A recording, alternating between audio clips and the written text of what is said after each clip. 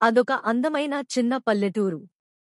ఆ ఊరిలో రామయ్య అనే ఓ నిష్ఠాగరిష్ఠుడైన రైతు ఉండేవాడు. అతనికి ఎంతో విస్తారమైన భూమిగాని, సంపదగాని లేవు. ఉన్నదల్లా చిన్న పొలం, 2 ఎద్దులు, మరెంతో ప్రేమతో కూడిన కుటుంబం. అదే అతని నిజమైన సంపద.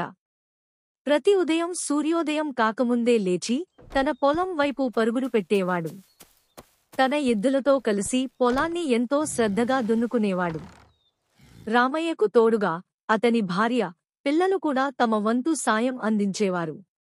ఆ కుటుంబం పొలం పనుల్లో ఒకరికొకరు తోడుగా ఉండేవారు. ఒక ఏడాది అదృష్టం రామయ్యకు దూరమైంది. ఆశించినంత వర్షాలు పడలేదు. పొలాలన్నీ ఎండిపోయాయి.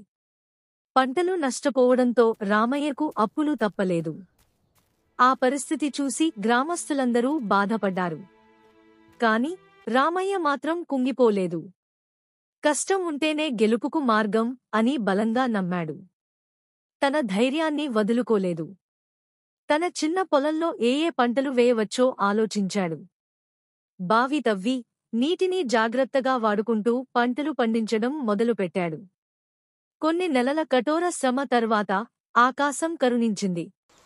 ఎప్పటినుంచో ఎదురుచూస్తున్న వర్షం చిటపటమని కురిసింది. రామయ్య పొలాలన్నీ పచ్చటి రంగులోకి మారిపోయాయి. అతని కష్టం, సహనం ఫలితాలిచ్చాయి. ఆ గ్రామంలోనే మొట్టమొదటగా పంట కోతకు వచ్చింది రామయ్య పొలంలోనే. అతని కష్టాన్ని, ఓర్పును చూసి ఇతర రైతులు ఎంతో స్ఫూర్తి పొందారు.